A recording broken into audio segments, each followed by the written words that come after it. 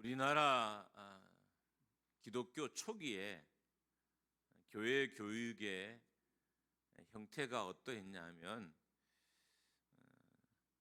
주일학교도 교회 교육의 한 유형이었어요. 주일학교, 그 다음에가 성경학원, 그 다음에가 성경 통신반이 있었고, 그 다음에가 성경 연구반이 있었어요. 어쩌면 우리 한국 기독교 초기가 지금보다 훨씬 성도를 양육하고 가르치는 내용이 알찼던 것 같아요. 이러한 교육 정책을 기초로 해서 그래서 기독교 초기에 폭발적인 부흥의 역사가 있었습니다. 언더우드라는 선교사의 통계, 이 기독교 초기의 통계는 좀 차이가 좀 많이 나요. 그래서 오늘 제가 통계를 몇 가지 될 텐데 아마 차이 나는 것을 느낄 수 있을 거예요. 언더우드의 통계로 보면 1919년도에 개최된 성경 연구반의 수가 무려 1991반, 그러니까 2000개의 성경 연구반이 전국에 있었다는 거예요. 어마어마하죠. 참석한 성도의 수는 8만 7천여 명이었습니다. 1890년도에 처음 성경 연구반이 시작됐는데 그때 7명으로 시작했으니까 이때 언더우드의 발표에 의하면 1919년도에 어마어마한 성장과 부흥이 있었다는 것을 우리가 알 수 있습니다. 로즈라는 선교사도 이 성경 연구반에 대한 기록을 좀 남겨놨어요. 이 사람은 이 당시에 얼마나 사람들이 이 성경 연구반에 참여를 하기를 원했는지 열기를 좀 써놓았는데, 어떤 사람은 성경 연구반에 참여하기 위해서 무려 320km를 걸어왔어요. 차를 타고 온 것도 아니고, 당연히 그 당시에 차가 거의 없었죠. 차를 타고 온 게 아니라 걸어서 성경 연구반에 참여했다는 거예요. 1910년도에 서울에 어떤 성경 연구반이 하나 개설되었는데, 우리 동해 강릉에서부터 14명이 걸어서 서울까지 와서, 그리고 그 당시가 나라가 가난할 때잖아요. 근데 모든 등록비를 포함한 모든 경비를 자신들이 부담하고 성경 연구반에 참여했다는 겁니다. 지금 우리는 교회를 섬길 때 늘 이런 말을 하잖아요. 힘들다, 어렵다. 왜 나만 교회 일을 하느냐? 왜 목사님은 맨날 교회에 우리를 붙들어 놓으려 하느냐? 이런 말이 참 안 맞는, 참 어울리는 이야기죠. 1914년에 만주에서도 성경연구반이 개설되었는데, 이 성경연구반에는 무려 120명이 참석을 했습니다. 근데 그 성경연구반에 참여하기 위해서 사람들이 대부분 걸어왔겠죠. 걸어온 사람들의 평균 거리가 무려 90km였다는 거예요. 기본적으로 90km는 걸어서 이 성경연구반에 참여했다는 겁니다. 1917년에서 1918년 사이에 개설된 성경연구반에 그 당시의 교인이 11만 7천 명이었는데 7만 6천 명이 참석해서, 그러니까 교인들 중에 65%가 이 성경연구반에 다 참여했다는 거예요. 이때는 지금보다 살기가 훨씬 더 어려웠어요. 돈을 벌기도 어려웠고, 그냥 모든 백성이 그냥 가난한 때였어요. 그러니까 가난을 극복하는 것이 최대의 삶의 과제가 되어 있던 그런 시대였어요. 이런 시대의 성도들의 열기가 만만치 않죠.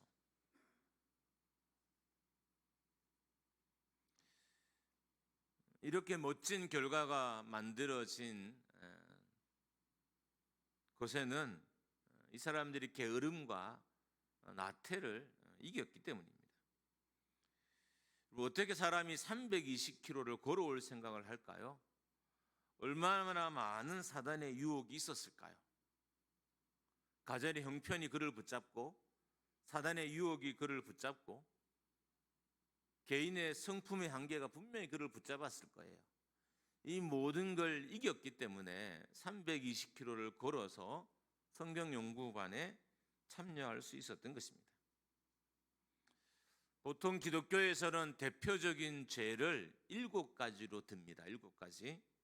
교만, 시기, 분노, 나태, 탐욕, 탐식, 정욕. 그런데 성경에는 나태가 죄다, 게으름이 죄다라고 이렇게 해서 한 문장으로 단문으로 된 성경 구절을 발견하기는 쉽지 않아요. 저도 혹시나 싶어서 찾아보려고 계속 찾았는데 못 찾았어요. 있을 수 있을지 몰라요. 제가 못 찾을 수도 있는 거니까. 어떻든 제가 갖고 있는 성경 프로그램을 계속 돌려서 나태가 죄다, 게으름이 죄다 라는 이 문장을 찾기 위해서 부지런히 프로그램을 돌렸는데도 어제까지는 찾지 못했습니다. 그래서 그냥 아직 못 찾았으니까 찾지 못한 걸로 하고 제가 말씀을 계속 이어갑니다. 성경에서 게으름이 죄다, 나태가 죄다라고 말하지는 않지만 게으름과 나태의 결과가 사람들이 죄를 지은 결과와 같다는 거예요. 그래서 아마 게으름을 죄다, 나태가 죄다라고 했던 것 같아요. 나태가 죄라고 단문으로 명명된 성경의 문구는 없지만 그 결과, 성도가 게을렀을 때의 결과, 성도가 나태했을 때의 결과는 성도가 죄를 지었을 때의 결과와 거의 동일해요. 나타나는 현상이. 그래서 충분히 게으름이 죄다라고 해도 아무런 문제가 없는 것으로 여겨집니다. 게으름과 나태가 왜 무섭냐 하면 죄의 통로가 되기 때문인 거예요. 어떻게 보면 게으름 자체는 그렇게 나쁜 게 아닐 수도 있어요. 문제는 이 게으름이 죄의 통로가 된다는 거예요. 게을러서 어떤 죄를 짓게 된다는 거예요. 나태해서 어떤 죄를 짓게 된다는 거예요. 게으름 자체는 문제되지 않을 수 있지만 문제는 게으름의 결과로 성도가 죄를 짓게 된다는 겁니다. 그러니까 죄 짓지 않기 위해서는 부지런해야 하는 거예요. 만약에 한국 초대교회 성도들이 게을렀다면 결코 이런 멋진 감동적인 모습을 연출할 수 없었을 것입니다. 여러분, 게으른 사람들, 게으른 교회, 게으른 성도들에게는 감동적인 이야기가 없어요. 우리 이렇게 생각해요. 왜 나는 교회를 다니는데 감동이 없지? 왜 나는 교회를 오래 다니는데 우리 가정에는 왜 은혜가 없지? 난 어려서부터 예수를 믿었는데 왜 내 삶에는 하나님께서 감동적인 역사를 주지 않을까라고 질문할 수 있을 거예요. 그 이유는 분명합니다. 게으르면, 나태하면 감동적인 역사가 만들어지지 않아요.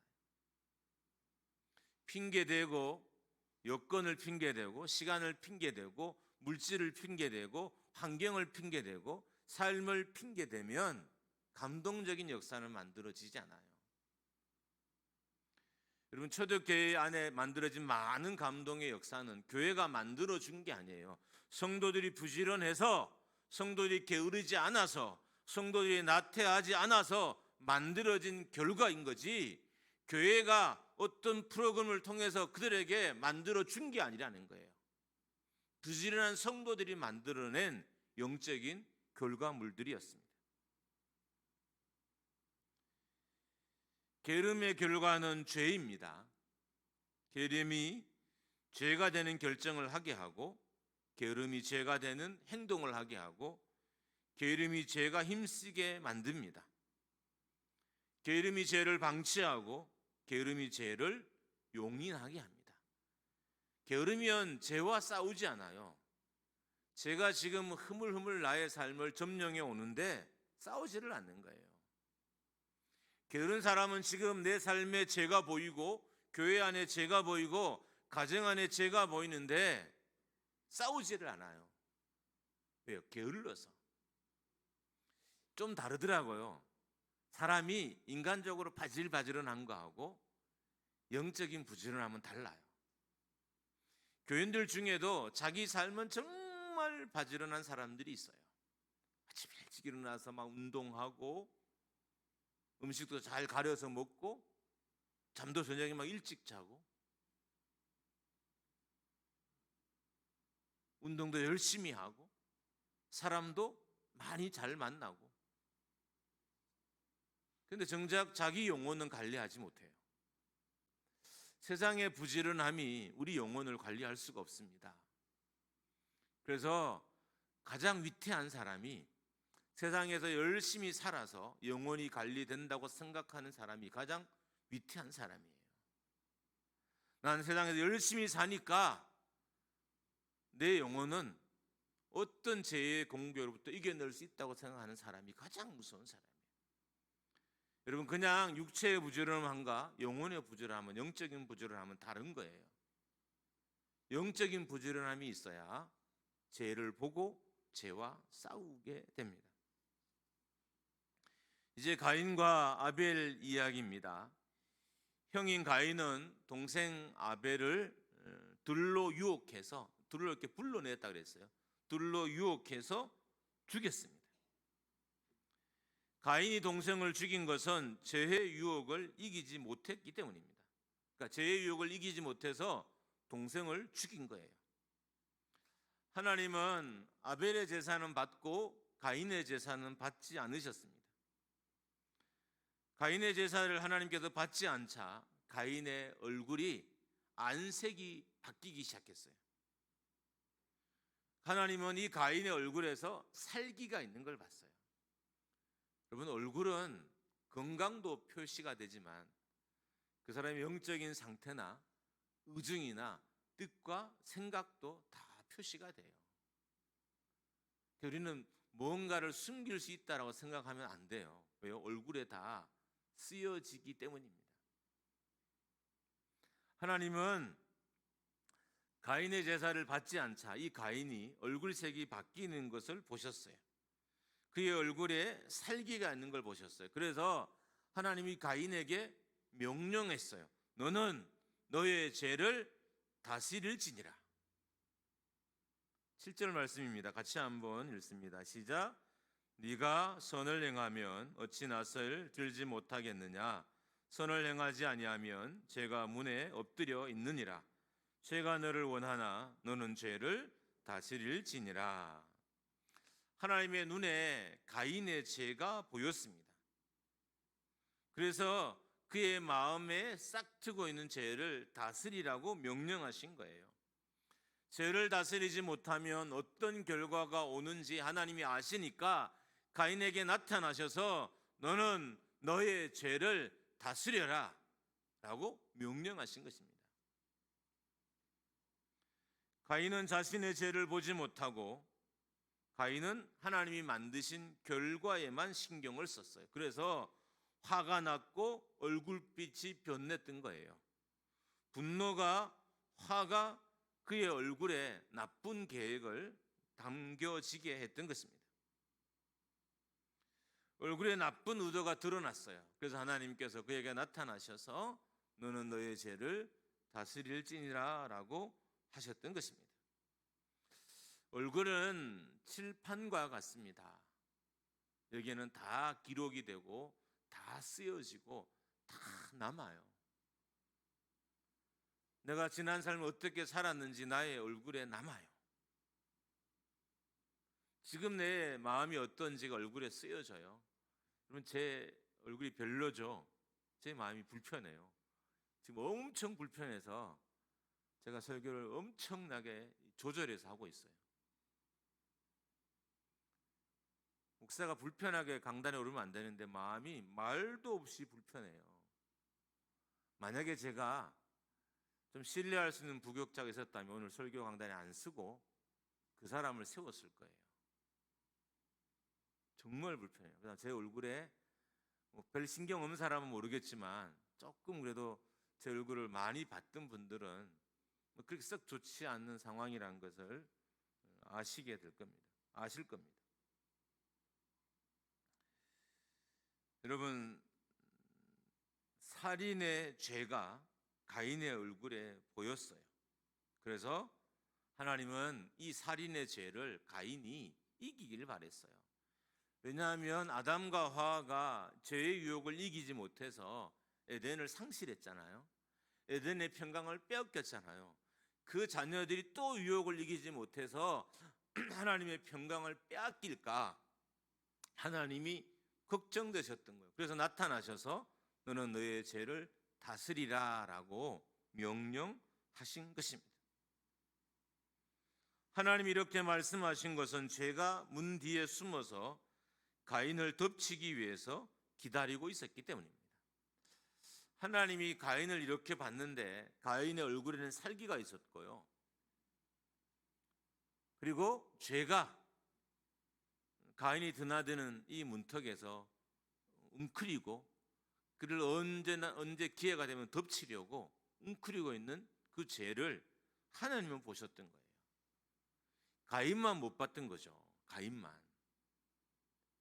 가인만 자기를 지금 넘어지게 하기 위해서 자기의 그 문턱에서 이 죄가 웅크리고 자기를 기다리고 있다는 것을 가인만 몰랐지 하나님은 아셨던 거예요. 그래서 나타나셔서 너는 너의 죄를 다스리라 라고 하신 겁니다. 맹수처럼 가인의 인생을 잡아먹기 위해서 기다리는 죄를 보라는 거예요. 지금 여러분과 저의 삶에도 어쩌면 죄가 우리를 기다리고 있을지도 몰라요. 여러분이 넘어지기를, 여러분이 실수하기를 상황과 여건을 만들어 놓고 맹수처럼 기다리고 있을지도 몰라요. 왜냐하면 죄의 목적은 여러분과 저를 넘어지게 하는 것이기 때문입니다. 우리가 넘어지면 하나님의 평강을 다 빼앗겨요. 근데 지금은 죄로 넘어져서 평강이 없는 성도가 너무 많아요. 죄를 짓고 죄로 넘어지면 삶의 평강을 잃어요. 그래서 평안한 성도가 없어요. 영원히 평안한 성도가 없어요. 결과적으로 가인은 죄를 이기지 못했습니다. 그 결과 동생을 쳐 죽이게 됩니다. 죄를 이기지 못하면 사망이 우리의 삶을 지배하게 됩니다. 죄를 이기지 못하면 은혜를 경험할 수 없고 은혜는 죄를 이기는 자에게만 허락되기 때문입니다. 우리의 삶에 왜 은혜가 없을까요? 목사님, 요즘 제 삶엔 은혜가 없어요. 이 말도 함부로 할 건 아니에요. 왜냐하면 저는 오늘 저의 죄와의 싸움에서 졌습니다. 그래서 목사님 제 삶에 은혜가 없는 거예요 라고 말하는 것이기 때문입니다. 그냥 임명적으로는 목사님 요즘 제 삶에 은혜가 없어요. 은혜를 위해서 기도해 주세요 라고 부탁하지만 그 부탁의 내면에는 목사님 제가 요즘 죄를 지어서 제 삶의 은혜가 떠나갔습니다 라는 말을 저에게 하는 거예요. 그럼 왜 죄와의 싸움에서 죄에 졌을까요? 단순합니다. 싸우지 않았기 때문입니다. 죄는 우리 삶의 곳곳에서 도사리고 있어요. 우리를 공격하기 위해서 도사리고 있어요. 싸우지 않으면 지는 거예요. 이거 죄에서 지면 은혜가 사라져요. 지금 이 땅에 은혜가 사라지고 있다고 해도 과언이 아닙니다. 그냥 연출해낸 은혜는 있어요. 교회 규모가 크니까 좋은 시스템을 갖추고, 그리고 교회는 담임 목회자가 설교 하나만 하도록 모든 걸 다 제공해요. 그래서 아예 일생을 다 멈추게 하고 설교만 준비하게 해요. 일주일에 딱 한 편. 그 한 편의 설교를 멋지게 하면 사람들은 감동을 받고 은혜를 받아요. 그래서 은혜가 있다고 생각하는 거예요. 여러분, 실제로 은혜는 죄와 싸우는 사람이 가지게 되는 것이지 그냥 말씀을 잘 들어서 은혜 받는 게 아니에요. 그냥 감각적인 은혜죠. 진짜 엄격하게 말하면 그는 감각적인 은혜예요. 내 뭔가가 건드려졌어요. 그래서 목회자는 성도를 건드리기 위한 포인트를 끊임없이 찾아요. 마침 연극이나 영화에서 그 감동적인 어떤 장면들을 연출하기 위해서 또 시나리오를 바꾸고 바꾼 것처럼 목회자도 그 성도의 영혼과 감정을 자극하기 위해서 계속 뭔가를 바꿔요. 어떤 이야기를 만들까? 어떤 이야기를 연출할까? 심지어 어떤 목회자는 이야기조차도 거짓으로 해요. 자기 삶에 있었던 이야기도 아니고 그냥 거짓 이야기인 거예요. 근데 교인들이 은혜를 받았다고요. 제가 생각하는 진짜 은혜는 죄와 싸우는 사람이 누릴 수 있는 겁니다. 물론 우리가 열심히 찬양을 하고 마음이 평안해지고 이런 은혜도 있긴 있어요. 그러나 진짜 은혜, 성경이 말하는 참 은혜는 죄와 싸우는 사람들에게만 허락되는 거예요.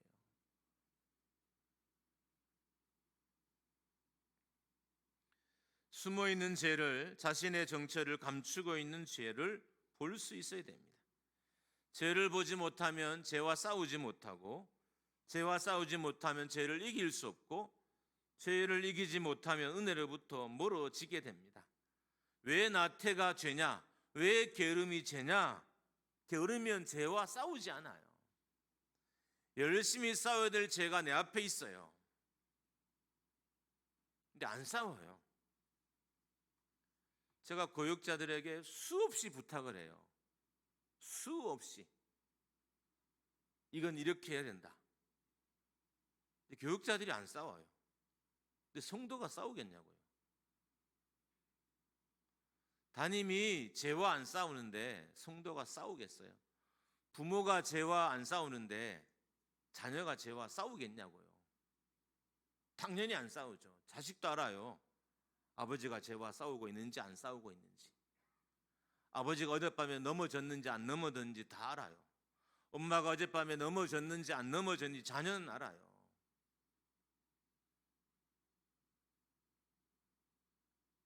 그래서 게으르면 못 싸우는 겁니다.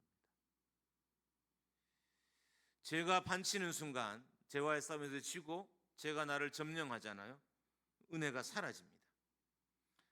가인이 죄를 이기지 못해서 결국 동생 아벨을 죽이게 됩니다. 은혜가 없다는 건 생각보다 무서운 일이에요. 성도에게 은혜가 없어지면 어떤 일이 벌어질까요? 동생을 죽였잖아요. 살인도 가능하다는 거죠.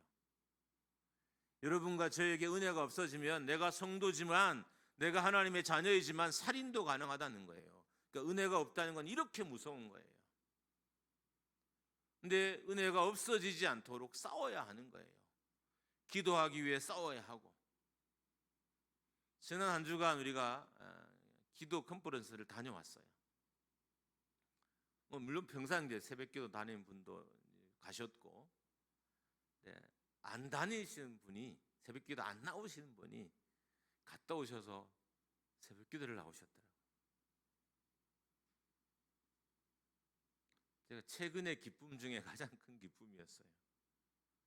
물론 지속될 수 있는지는 본인이 싸우셔야 가능하지만 어떻든 가장 큰 기쁨이었어요. 왜요? 안 싸우면 새벽 자리에 못 나와요. 안 싸우면 교회를 섬기는 자리에 못 서요. 기쁘게 섬기는 자리에 못 서요. 재밌고 즐겁게 섬기는 자리에 못 서요. 싸워야 돼요. 게으름과 나태와 싸워야 되는 겁니다. 성경에서 가장 은혜 없는 존재를 찾으면 누굴까요? 은혜가 완싹 메말라 있는 존재. 누굴까요? 마귀죠. 은혜라고는 손톱만도 없는 존재가 마귀예요. 마귀 역사에는 은혜가 없습니다. 죄가 있는 곳에는 마귀가 있어요. 마귀는 죄가 힘쓰도록 하는 존재예요. 그래서 마귀 역사에는 은혜가 없습니다. 은혜가 없는 것은 이미 마귀가 그 사람을 그의 권세 아래 뒀다는 의미예요. 은혜가 없는 곳에는 항상 죄가 있고 죄의 역사는 영혼을 메마르게 합니다. 입술도 거칠게 만들고요, 마음도 완악하게 만들고요, 생각도 부정적으로 만들고요, 행동도 가증스럽게 만들어요. 딱 우리 이야기죠. 막 이렇게 이야기하면 막 가슴도 치고 해야 되는데 아무도 가슴을 치는 분이 없어요 지금. 우리 이야기잖아요. 여러분의 이야기 하지만 제 이야기도 해요. 만약에 목사가 담대함으로 설교한다면 이 자리에 안 쓸 거예요. 하나님이 세우신 자리라 부끄럽지만 서는 거예요. 설교 내용은 많은 내용이 내 이야기지만 그래도 부끄럽지만 하나님이 세워서 쓰는 거예요. 만약에 안 쓸 수 있는 기회를 주신다면 안 쓰기 위해서 어마어마하게 노력할 거예요. 그래서 제가 내년에는 어떻든 저 대신 설교할 수 있는 부교육자를 한 명을 뽑으려고 정말 지금부터 기도하고 노력해 보려고 합니다. 제가 주일 오전이라도 내가 부끄러워서 못 서게 되면 네가 오늘 서라, 저 자리에 앉았다고도 설교를 바톤을 바꿔서라도 세울 만한 사람을 찾아보려고 찾고 있어요. 지금 열심히 찾고 있습니다. 여러분, 이렇게 메마른 우리의 삶에 언제 다시 은혜가 임할까요? 그것은 회개할 때입니다. 제가 어떤 사람에게 힘을 못 써요. 부지런한 사람에게 힘을 못 쓰지만 또 한편으로는 회개하는 사람에게 제가 힘을 못 써요. 죄를 지었는데 짓자마자 회개하는 거예요. 이때 회개는 눈물만의 회개가 아니에요. 회개하고 삶을 돌이킨다는 의미죠. 그러면 죄는 힘을 못 써요. 이런 사람들 앞에. 죄는 회개하는 교회 가운데 힘을 못 써요. 죄는 회개하는 가정에 힘을 쓸 수 없어요. 죄는 회개하는 성도에게 힘을 쓸 수 없어요. 회개하지 않으니까 죄가 지금 힘을 쓰고 있는 거예요. 우리 가운데. 죄는 십자가에 못 박히면 아무런 힘을 쓰지 못합니다. 기도가 응답되지 않는 곳에는 항상 죄가 있습니다. 기도는 많은데 응답이 없다는 것은 회개하지 않았기 때문입니다. 응답의 때가 되지 않아서 다른 방법으로 응답하셔서 응답이 없기도 하지만 회개하지 않았기 때문에 응답이 없거나 응답이 지연되고 있는 것입니다. 우리가 회개하지 않으면 여전히 죄는 제가 힘쓰는 인생이 돼요. 제가 힘쓰는 인생이 되면 은혜가 없습니다. 여러분 인생에 요즘 은혜가 없지 않나요? 제가 힘쓴다는 증거예요. 여러분의 삶에 도사리고 있다가 그 죄가 지금 여러분을 잡아먹은 거예요. 게으름도 죄라잖아요. 그 게으름이 여러분을 잡아먹은 거예요. 나태도 죄라고 하잖아요. 그 나태가 여러분을 잡아먹은 거예요. 그래서 은혜가 사라진 거죠. 지금 사람들은, 성도들은 얼마나 분주한지 몰라요. 솔직히 그 정도의 열심으로 믿음을 살았다면 진짜 대박 났을 거예요. 대박. 직장을 가기 위해서 얼마나 밤을 새워서 공부하고 막 시험을 치러 떨어졌으면 또 도전하고 또 도전하고 또 도전하잖아요. 교회 일은 하다가 낙심되면 안 해요. 내팽개치고. 이런 공간에 은혜가 있을 수 있을까요?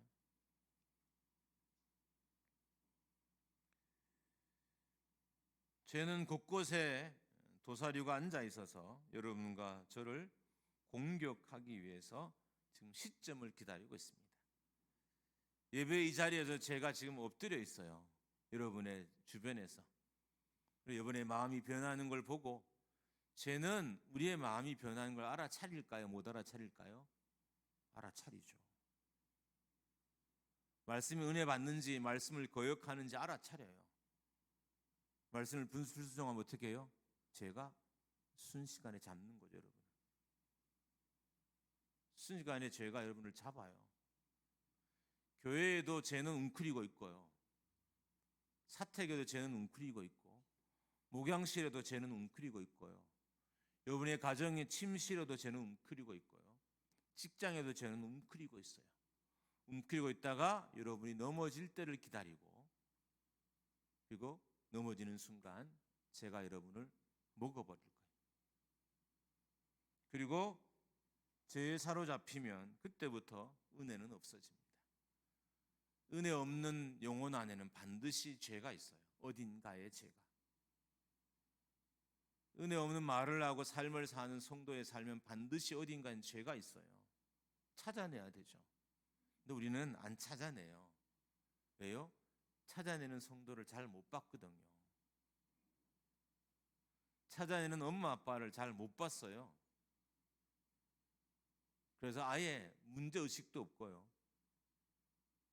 아무 생각도 없습니다.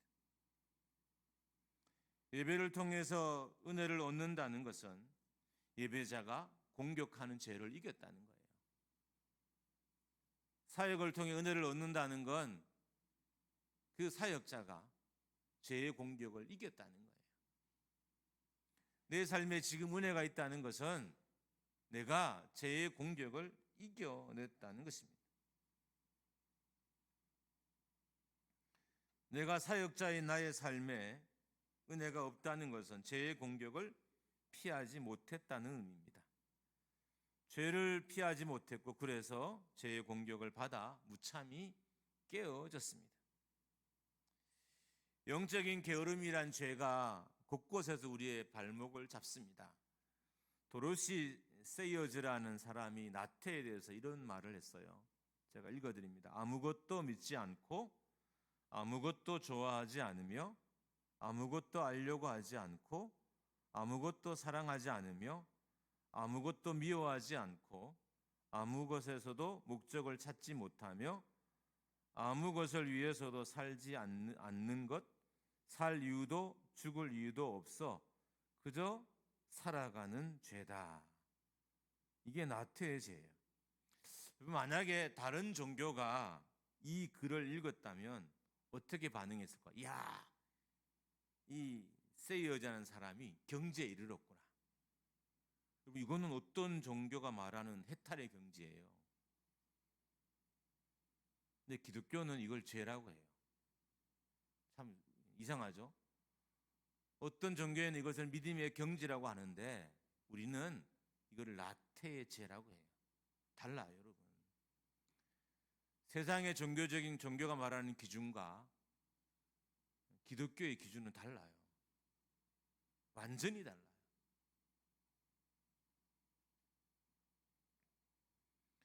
우리가 게으르면 안 되는 이유가 있는데 죄가 너무 빠르기 때문입니다.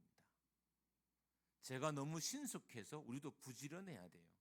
이사야서 59장 7절입니다. 같이 읽습니다. 시작. 그들의 발은 나쁜 일을 하는데 빠르고 죄 없는 사람을 죽인 일에 신속하다. 그들의 생각이란 죄악으로 가득 차 있을 뿐이며 그들이 가는 길에는 황폐와 파멸이 있을 뿐이다. 그러니까 그들의 발은 나쁜 일을 하는데 빠르다는 거예요. 죄 없는 사람을 죽인 일에 신속하다는 거예요. 그러니까 죄가 이렇게 빠르고 신속해요. 우리가 왜 부지런해야 되느냐? 죄가 너무 속도가 빠르기 때문인 거예요. 죄가 다가오는 속도가 너무 빨라요. 순식간에 쑥 하고 내 앞에 와 있어요. 그래서 죄와 싸우기가 어려운 거예요. 죄는 잠깐 방심하고 있는 틈을 타서 쑥 내 앞에 있는 거예요. 잠깐 내가 다른 마음을 먹었는데 죄가 순식간에 내 앞에 있는 거예요. 내가 잠깐 다른 생각을 했어요. 근데 죄가 순식간에 내 앞에서 가로막고 있는 거예요. 죄가 왜 무서우냐? 속도가 너무 빨라요. 속도는 경쟁력이라고 하잖아요. 죄도 죄에 있어서 속도는 경쟁력이에요. 근데 이 마귀가 우리를 죄를 짓게 하는 이 속도가 너무 빨라요. 그래서 여러분과 제가 깨어있지 않으면 이 속도를 이기지 못하게 되는 겁니다. 성경적인 표현에 따르면 죄는 자라는 존재, 그러니까 성장하는 존재라는 거예요. 죄는 자꾸 커진다는 거예요. 이게 성경의 표현이에요. 죄는 커진다. 또 죄는 기회를 엿보는 존재예요. 성경에는 죄를 되게 의인화해서 기록된 장소가 되게 많아요. 제가 그걸 다 모아봤어요. 근데 첫 번째는 죄는 잘한다. 두 번째는 죄는 기회를 엿본다. 세 번째는 죄는 우리를 주관하려고 한다. 네 번째는 죄는 우리를 왕 노릇하게 한다. 이것밖에 없을까요? 아니요. 죄는 저장된다. 죄는 창고에 자꾸 저장된다는 거예요. 내가 죄를 지을수록 이 죄는 내 삶의 창고에, 믿음의 창고에 저장이 된다는 거예요.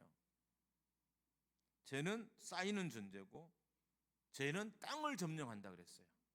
우리가 죄를 지으면 이 죄가 교회를 점령하고 가정을 점령하고 금이 땅을 점령한다 그랬어요. 죄는 땅을 점령한다. 죄는 대적과 원수를 형통하게 하고, 그러니까 죄를 지을수록 마귀는 형통해지는 거예요. 죄를 지을수록 귀신은 형통해지는 거고 사단은 형통해지는 겁니다. 죄는 사람과 사람과 하나님과의 관계를 갈라놓습니다. 그래서 우리가 죄를 이겨야 하는 것입니다. 죄가 우리를 주관하지 못하도록 해야 합니다. 은혜가 없는 삶을 산다는 것, 하나님의 은혜를 경험하지 못한다는 것은 죄가 우리를 주관하고 있기 때문입니다. 여러분, 죄가 가인을 주관하고 있었어요. 그래서 하나님이 받으신 예배를 못 드렸던 거예요.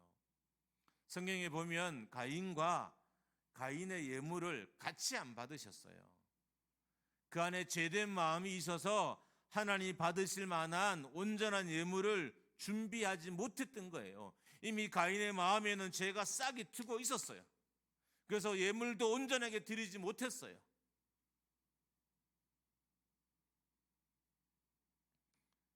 제가 그를 주관하고 있었기 때문에 동생을 죽일 생각을 한 것입니다.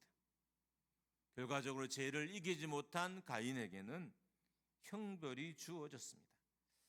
이제 말씀을 마칠까 합니다. 무거운 말씀 듣느라 고생하셨는데 끝까지 잘 마무리하시고 함께 기도했으면 좋겠어요. 은혜가 없다는 건 제가 나를 주관하도록 방관했다는 겁니다. 저는 너무 빨라서 우리가 알아차릴 수 없는 순간에 내 옆에 있는 게 죄예요. 그만큼 우리도 빨라야 되는데 우리가 느려요. 영적으로 얼마나 느리니까 영적인 반응이 우리 너무 느리잖아요. 세상의 반응은 막 1초, 10초 안에 이루어지는데 영적인 반응은 막 한 달, 1년, 막 권면해도 막 1년이 걸려요. 권면하면 보통 2년이 걸리고 어떤 사람은 권면이 10년이 걸려요. 제가 오고 10년 동안 똑같은 말을 하는데 아직 안 하는 분도 있어요. 안 되는 거죠. 그만큼 우리가 느려요. 여러분, 권면이 10년 걸리는데 마귀를 이기겠습니까? 말씀의 권면이 1년, 2년, 3년, 4년, 10년이 걸리는데 어떻게 우리가 죄를 이기겠냐고요. 죄가 속도가 이렇게 신속한데 내가 감정의 변화만 있어도 죄는 나를 엄습하고 생각의 변화만 있어도 알아차리고 나를 잡아먹기 위해서 내 앞에 서는 존재가 죄인데 이렇게 느린 우리가 어떻게 죄를 이기겠습니까? 죄가 많은 곳에 은혜도 많다는 말이 있습니다. 그런데 이 말에는 조건이 있어요. 회개할 때 은혜가 많아지는 거예요. 죄를 다스릴 때 은혜가 많아지는 거예요. 죄는 많지만 죄를 다스릴 때 은혜가 많아지는 것입니다. 여러분, 여러분의 삶의 길목에서 여러분을 공격하려고 서 있는 죄와 싸우셔야 됩니다. 지금 여러분의 삶의 길목에 어떤 죄가 서 있을까요? 보이기는 하십니까? 우리 예배하는 이 예배의 장소에는 어떤 죄가 서 있을까요? 여러분이 식사한 여러분의 식탁에는 어떤 죄가 함께 앉아 있을까요? 우리가 기도할 때 어떤 죄가 기도하는 내 옆자리에 앉아 있을까요?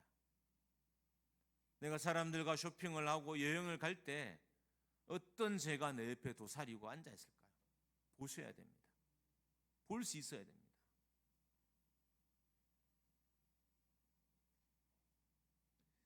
죄를 이긴 사람들이 함께 사역할 때 사역이 은혜로워지는 거예요.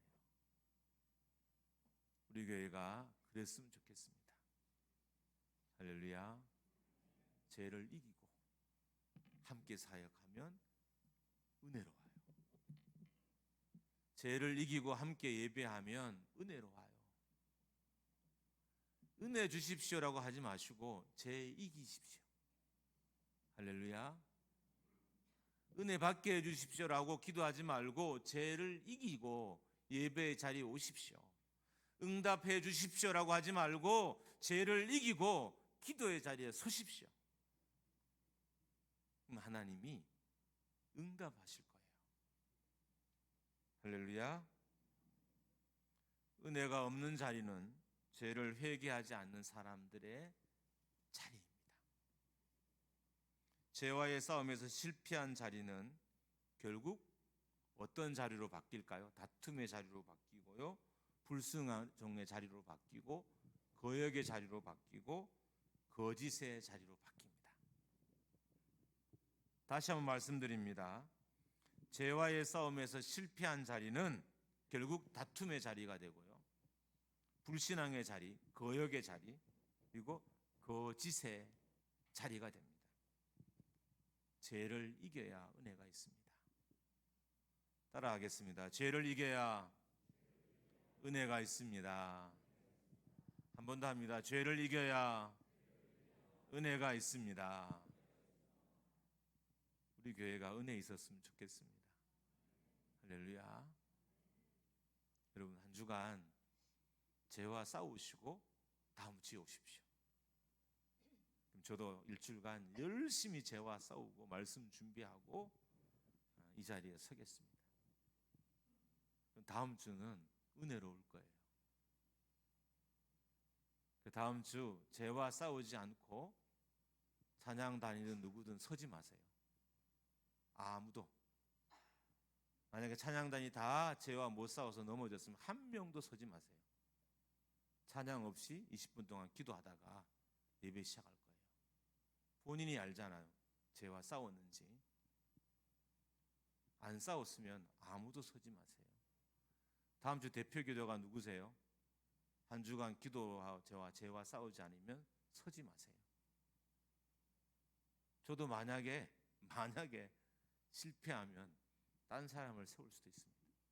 설교자로. 다음 주에 긴박하게 설교가 바뀌어도 양해 부탁드리겠습니다. 제가 왜 이렇게 할까요? 듣는 사람 기분 나쁜 말을 왜 할까요? 이렇게라도 은혜 있는 교회가 되고 싶어서. 할렐루야. 이렇게 해서 다니고 싶은 교회가 되고 싶어서 그러는 거예요. 이 청년들에게 희망이 되는 교회가 되고 싶어서, 낙심에 있는 많은 영혼들이 기댈 만한 교회가 되고 싶어서 그렇게 되기를 축복합니다.